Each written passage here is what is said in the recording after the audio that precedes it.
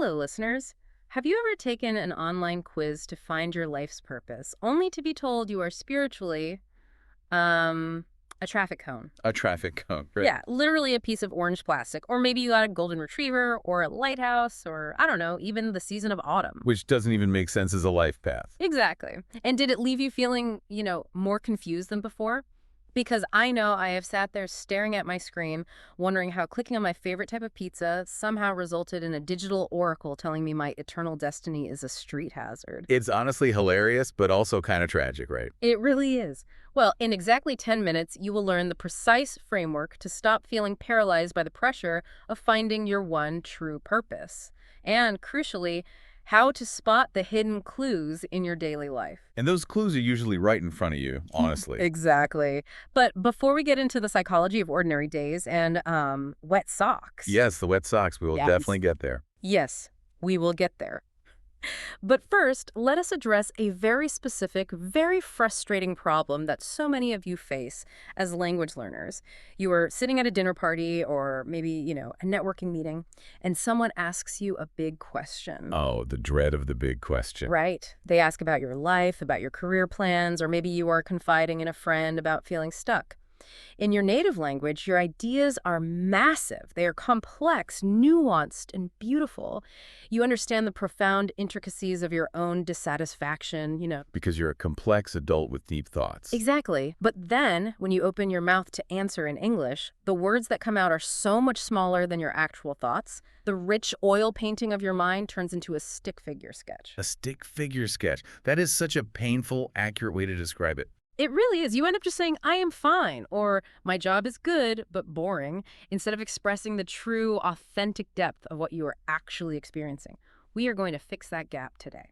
Welcome to Everyday English Flow, daily English practice, natural speaking, and effortless listening flow. It is so great to be here, because today we are going to master 6 essential C1 level vocabulary words, upgrade 5 simple sentences to advanced fluency, and give you 1 practical 7-day practice to find your path. That is a lot of value packed into one session. It is. And we are going to do this by dissecting the very concepts that keep us feeling trapped, both in our lives and in our language. I can't wait. So listeners, in the next 5 minutes, we're going to unpack why your midnight thinking is failing you and what the traffic cone identity crisis is all about. It's a real phenomenon. Okay, let's unpack this. We start with this incredibly relatable, somewhat hilarious scenario of taking late-night online personality quizzes.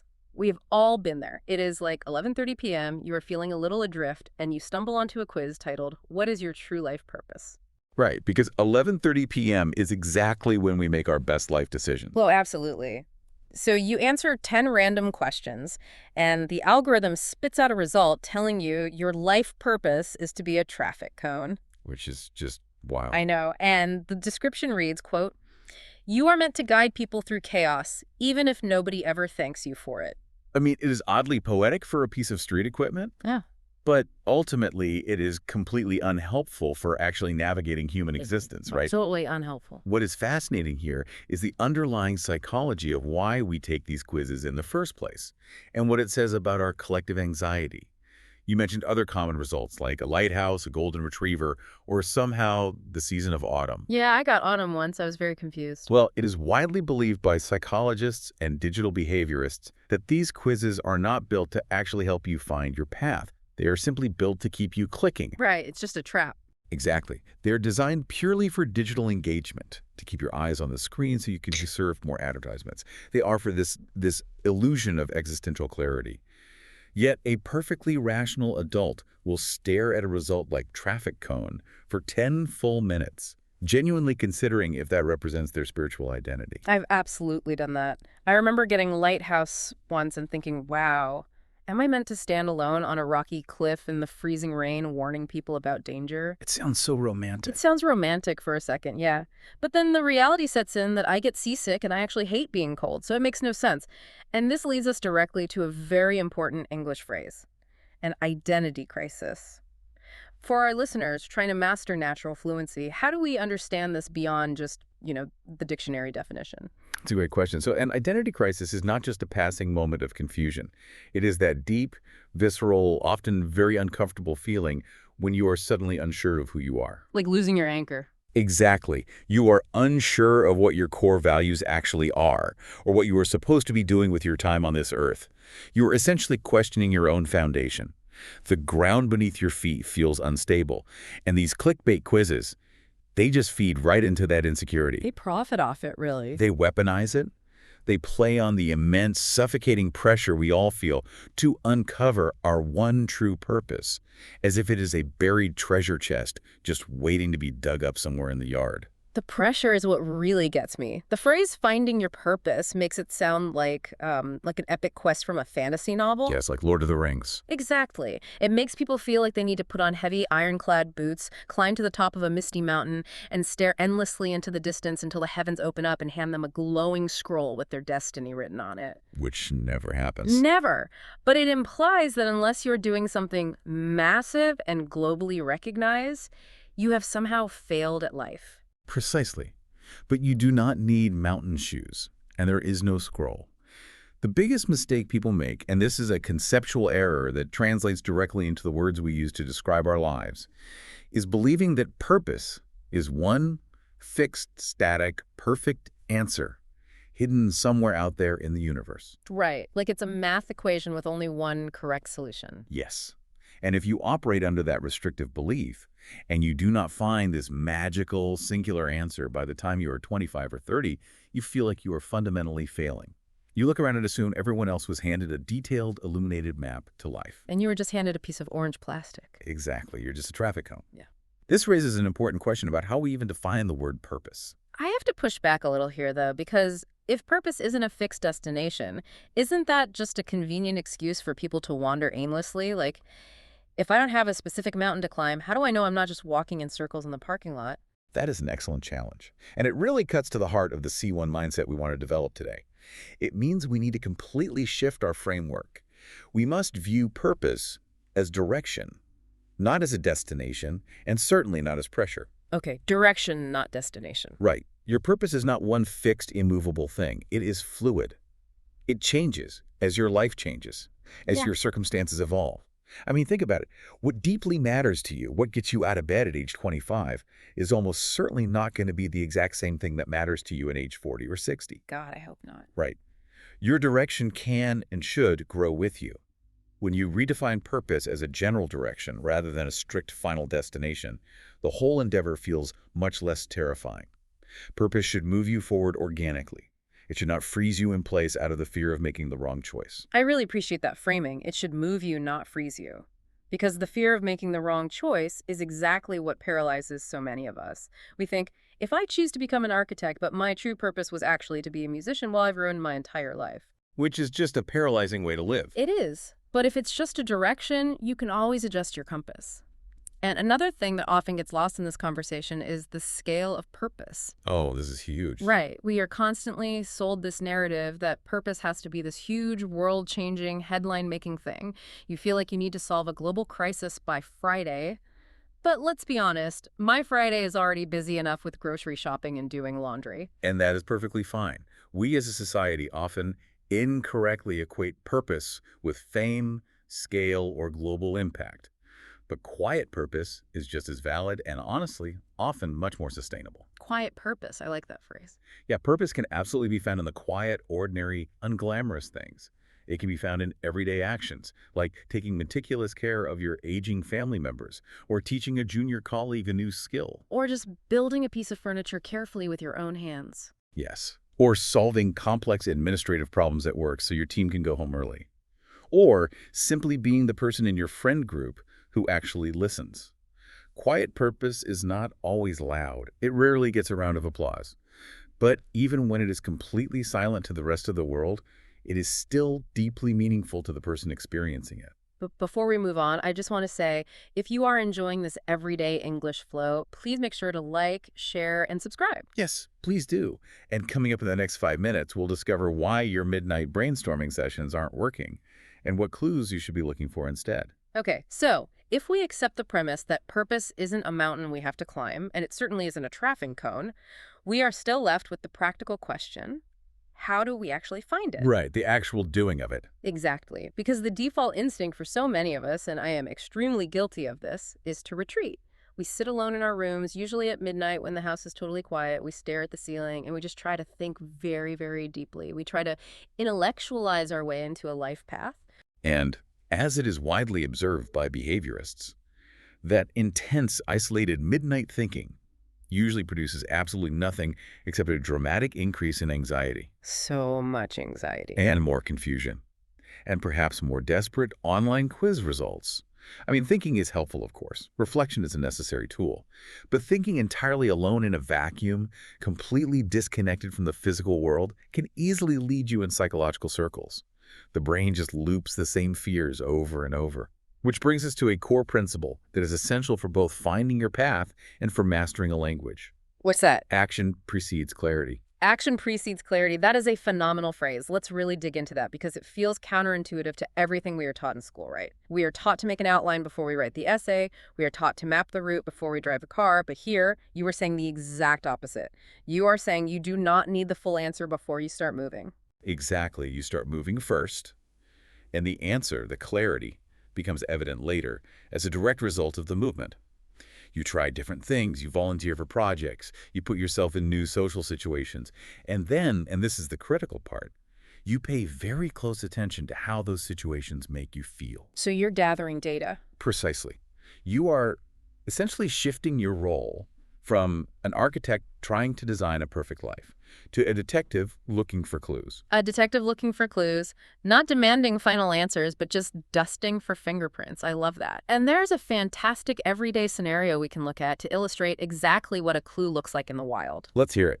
Okay, imagine it is a Saturday afternoon. You are relaxing, maybe reading a book, and a friend calls you in a complete panic. They ask you to come over and help them fix a complicated problem on their smartphone.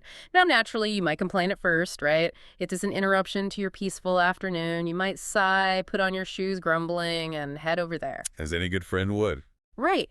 But then as you sit down with them and start messing with the settings, going through the menus, something shifts. You get into it. You actually start to enjoy figuring out what went wrong. Let us pause right there to focus strictly on the language, because there are two exceptionally useful, native-sounding phrasal verbs embedded in that scenario that C1 learners really need to master. Okay, lay them on us. The first one is figure out. Yes, figure out. It is used constantly in everyday English. It really is.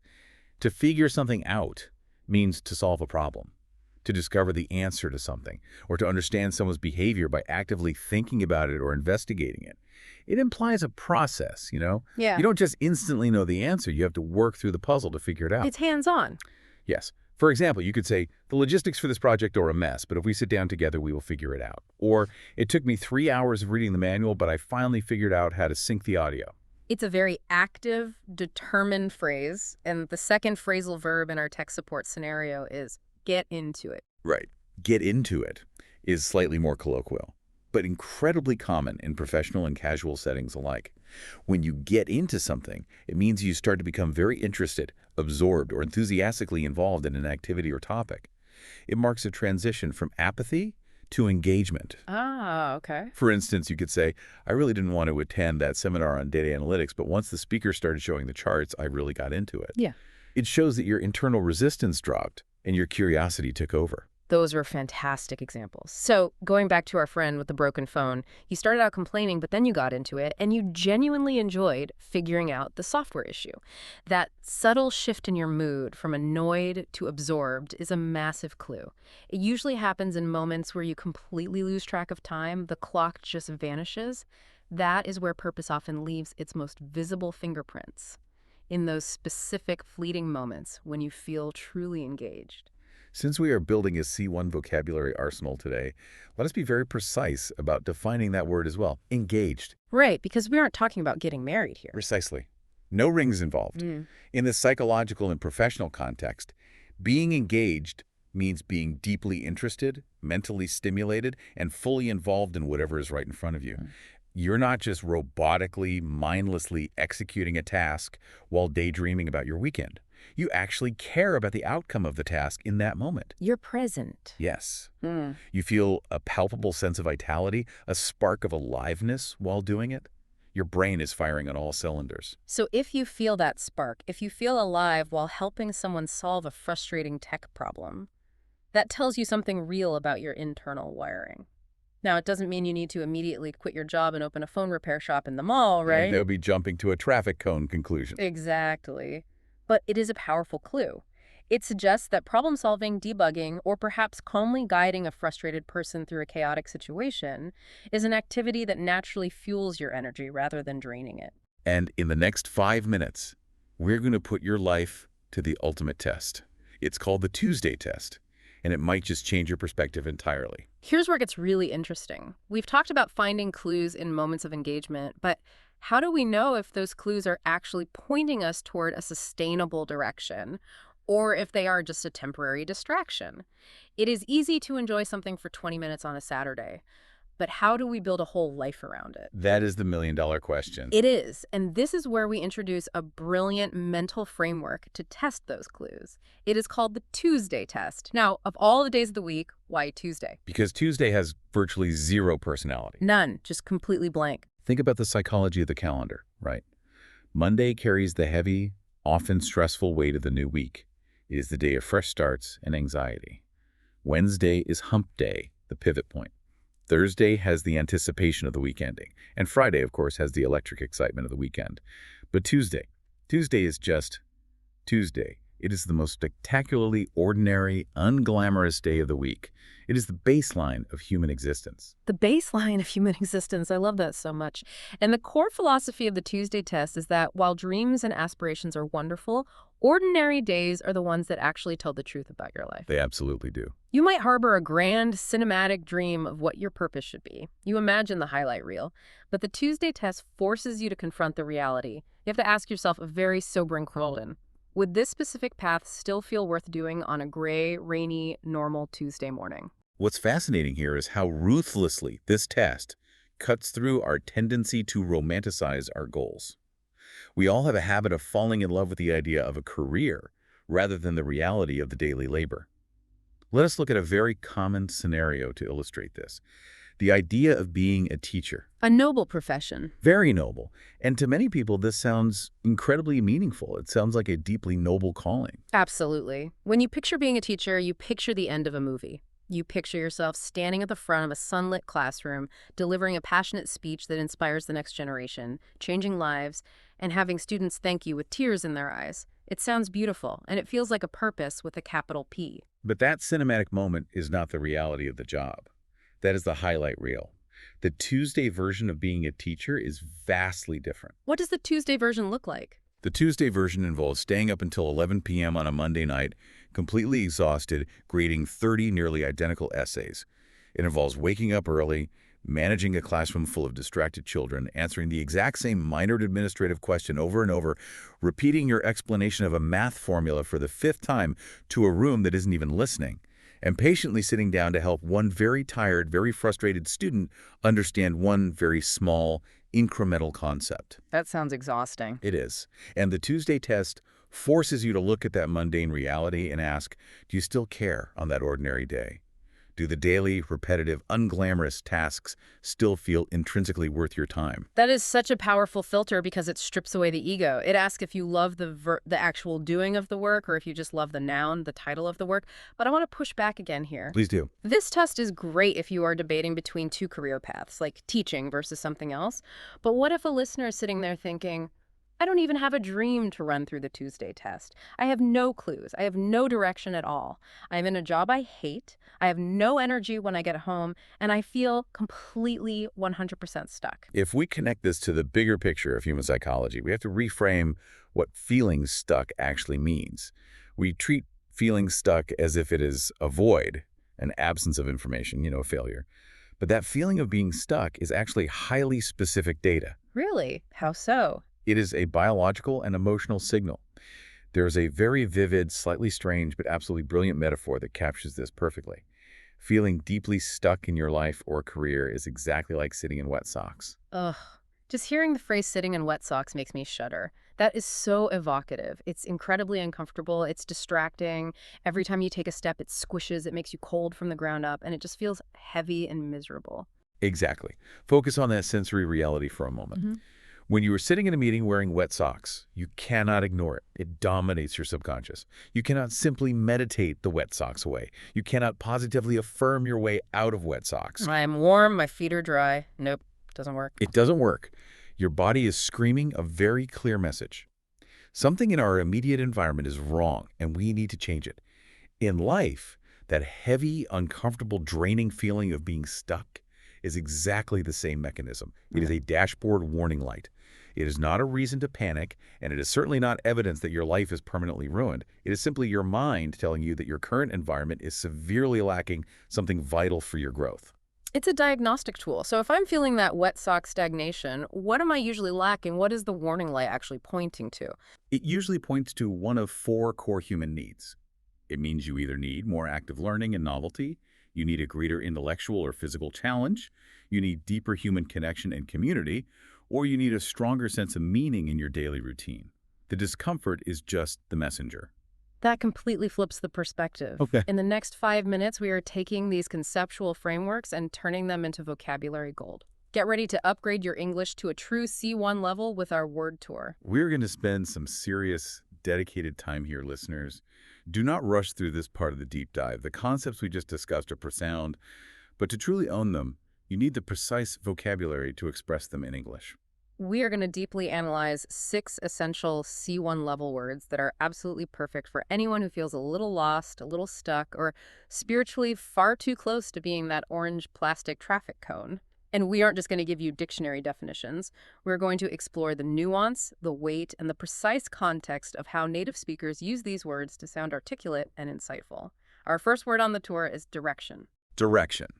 As we discussed earlier, in this advanced context, direction does not mean a flawless, step-by-step master plan with a guaranteed outcome. It simply means a clearer way forward, a general trajectory you are choosing to follow. The nuance here is about momentum, not certainty. Momentum over certainty. Yes. Let us look at a perfect C1 level example sentence. I do not have a full plan yet, but I am starting to find direction. Notice the tone of that sentence. It is calm, measured, and incredibly mature. It openly acknowledges the uncertainty, I do not have a full plan, but immediately pivots to highlight forward momentum. It completely takes the pressure off. If you are in a job interview or talking to a mentor and you say, I don't have a plan, you just sound lost, like you haven't thought about it. Right, you sound unprepared. But if you say, I'm starting to find direction, you sound like someone who is actively navigating their own ship. You don't need the whole map, you just need the compass heading. That is a massive upgrade. Moving on to our second word, meaningful. Meaningful. This is a vital word for expressing your values. It describes an action, a conversation, or a career that feels deeply important and matters to you on an intrinsic personal level. It goes far beyond just being useful, efficient, or profitable. Because something can be profitable, but totally soul-crushing. Exactly. Something can be highly profitable, but completely meaningless. The example sentence to master is, I want to do work that feels meaningful. This is a simple, beautifully honest, and structurally strong way to express to others that you prioritize the internal impact of your work over surface-level external rewards, like a fancy job title or a corner office. Exactly. It elevates the conversation from what do you do to why do you do it? Which brings us to our third word, and this ties right back to our wet socks metaphor. The word is stagnant. Stagnant. This is an incredibly descriptive, evocative adjective. Literally in nature, it refers to a body of water, like a pond or a puddle, that is not flowing, moving, or being refreshed by new streams. Because it doesn't move, stagnant water eventually becomes murky, toxic, and unhealthy. It smells bad. It does. Metaphorically, when applied to human life or a career, feeling stagnant means feeling utterly stuck, heavy, flat, and devoid of any intellectual or emotional growth. The example sentence is, I felt stagnant in my old job. I love how visual and atmospheric that word is. It communicates a very specific kind of pain. It does. And it is crucial to understand that feeling stagnant is not the same as feeling stressed. A job can be very easy, completely stress-free, and you can still feel incredibly stagnant. It communicates that the environment offered no fresh challenges, no movement, no fresh water flowing in. It is a highly professional way to explain why you left a comfortable position without sounding like a complainer. So, when you realize you are stagnant and you finally take off those wet socks, what are you aiming for? That leads us to word number 4, alignment. Alignment. Now, in mechanical terms, if the wheels on your car are out of alignment, the car shakes, it pulls to one side, and eventually the tires wear out prematurely. It's terrifying on the highway. It is exhausting to drive. In human terms, alignment occurs when the different disparate parts of your life, such as your daily tasks, your core ethical values, and your long-term ambitions, match up and support each other seamlessly. You want this alignment, especially when you're taking the Tuesday test. The target sentence here is, I want more alignment between my work and what I care about, That sounds so incredibly put together. because it shows a high level of emotional intelligence. It demonstrates to the listener a thoughtful, deliberate search for harmony in your life, rather than just complaining that your job is annoying. It shows you are trying to calibrate your life's machinery. So what does it feel like when you finally achieve that alignment? That leads to our fifth word, fulfilling. Fulfilling. This word describes a deep, resonating, lasting feeling of satisfaction. It is much, much deeper than just saying an activity was fun, cool, or enjoyable. Right, because fun is fleeting. Yes, eating a piece of cake is enjoyable, watching a good movie is fun, but they are rarely fulfilling. When something is fulfilling, it fills a void inside you. You're left with a profound, peaceful sense that the activity was entirely worth your precious time and energy. The sentence to practice is, teaching feels fulfilling to me. It implies a sense of completion. The task gave you back more energy than it took from you. And finally, the pinnacle of all this, our sixth word, calling. Calling. A calling is an invisible internal force. It is something you feel a strong, almost magnetic pull to do with your life. However, it is fundamentally important to remember our earlier discussion. A calling often grows very slowly over time as you gather clues through action. It's not the scroll falling from the sky. No, it is rarely a sudden voice booming from the sky overnight. It's the culmination of hundreds of engaging Tuesdays. The example sentence is, for her, nursing feels like a calling, not just a job. That distinction is everything, not just a job. A job is what you do to pay for your groceries.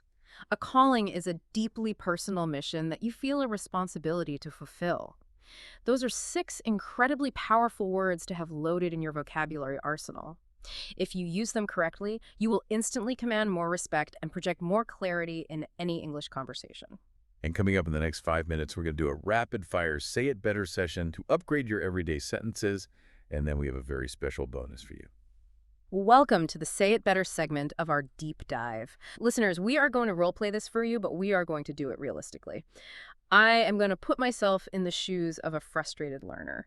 I'm going to give you a basic, messy B1 level sentence, the exact kind of sentence you might blurt out when you feel overwhelmed, emotional, and lacking the right vocabulary. And my expert co-host here will step in and provide the clearer, more natural, and much more articulate C1 equivalent, utilizing the exact vocabulary we just mastered. Are you ready to upgrade my English? I am absolutely ready. Let us upgrade these sentences and explore why the subtle changes make such a massive psychological difference. Okay, here's the first scenario. I am having coffee with a friend. I am feeling completely overwhelmed by my lack of career progress, and in a moment of panic, I just blurt out, I don't know what to do with my life. That is a very human, very common feeling. Yeah? But linguistically, it sounds like an existential crisis. It sounds frantic. The C1 upgrade, which takes back control of the narrative, is, I'm still trying to find direction. Oh man, I feel my heart rate go down just hearing that. Why does that work so well? Because it is inherently calmer. Words dictate our emotional state. When you declare, I don't know what to do with my life, you are portraying yourself as a victim of circumstance, completely lost forever in a dark wilderness. But when you say, I am trying to find direction, you change your identity. You are communicating that you're actively navigating. You're in the driver's seat looking at the compass. You aren't lost. You are simply exploring. It's the difference between sinking and swimming.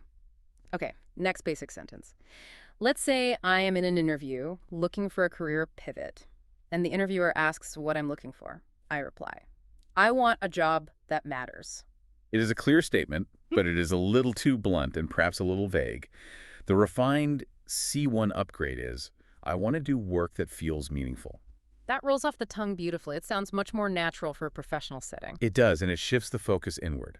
Saying you want a job that matters can sometimes sound a bit arrogant, as if you are the ultimate judge of what jobs are objectively important to society, but using the phrase work that feels meaningful shows that the work has deep internal value to you. It communicates to an employer that you are not just chasing an impressive title, social status, or a massive paycheck, but rather a role that resonates with your personal core values. It makes you sound intrinsically motivated. I love that insight. Intrinsic motivation is exactly what employers want to hear. Okay, third basic sentence. I am complaining to a mentor about my current situation, and I sigh and say, my job is boring. That is honest, but it is a bit juvenile and flat. It doesn't invite a deeper, constructive conversation. The sophisticated C1 upgrade is, I've been feeling stagnant in this role. Wow. If someone said that to me, I would immediately sit up straighter and listen. It sounds so much more professional and serious. Exactly. It elevates the entire conversation. Saying, I am bored makes it sound like the problem might be your own short attention span. But saying, I feel stagnant explains the structural root of the problem. It communicates that you are a person who desires growth, and this environment is no longer providing the necessary challenge. It frames you as ambitious, rather than just easily distracted. Fourth basic sentence. I am trying to explain to my partner why I'm unhappy with my daily routine, and I fumble the words and say, my work and my life don't match. The intention is there, but the execution is a bit messy and imprecise. The beautiful C1 upgrade is, I want more alignment between my work and what I actually care about. That is a sentence you could put on a motivational poster. It sounds incredibly thoughtful. It does. It demonstrates that you are actively, intelligently searching for a bridge between your internal ethical landscape and your external daily reality. It is a highly articulate way to express a complex emotional and logistical need. It shows deep self-awareness. All right, final basic sentence. Let's flip the script. I actually want to express my deep happiness and satisfaction with my career to a colleague, so I smile and say, I really love what I do. That is a perfectly nice, positive sentence. There's nothing grammatically wrong with it, but we can give it significantly more gravity and weight.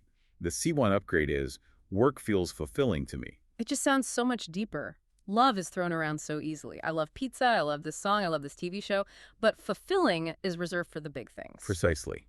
Because it represents enduring, lasting satisfaction, not just temporary or superficial enjoyment. When you tell someone that your work is fulfilling, it tells the listener that the labor you do actively feeds your spirit and replenishes your energy, rather than just filling up your calendar and draining your bank account. Those upgrades are incredible. Listeners, write those down, steal them, use them this week. Now it is time to take everything we have discussed, the psychology of purpose, the Tuesday test, the advanced vocabulary, and turn it into physical action. Because remember, action precedes clarity. Listeners, we have a specific 7-day homework assignment for you. We are going to find your hidden pattern. Yes, for the next 7 consecutive days, you need to grab a notebook or open a note on your phone and write down exactly 2 moments each day. The golden rule here is that you do not need to overanalyze them in the moment. Do not judge yourself. Just observe and collect the data, exactly like a detective collecting evidence at a scene. Moment number 1. Write down one specific moment during the day when time passed quickly. A moment when you looked at the clock expecting it to be 2 p.m. and it was magically 4 p.m. A moment when you felt genuinely engaged, interested, or entirely absorbed in what you were doing. Moment number 2. Write down one specific moment when time violently dragged. A moment when you were sitting in the metaphorical wet socks.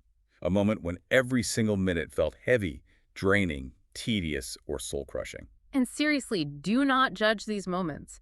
Even if the engaging moment was just organizing your spice rack, write it down. After 7 days, you will have 14 data points. Sit down on Sunday evening and look for the patterns. You might discover that you feel most alive when you are organizing chaotic data, or making physical things with your hands, or explaining complex concepts to a confused colleague, or perhaps quietly solving complicated technical problems alone. Conversely, you will see exactly what specific environments drain you. Purpose rarely, if ever, appears as a sudden flash of cinematic lightning.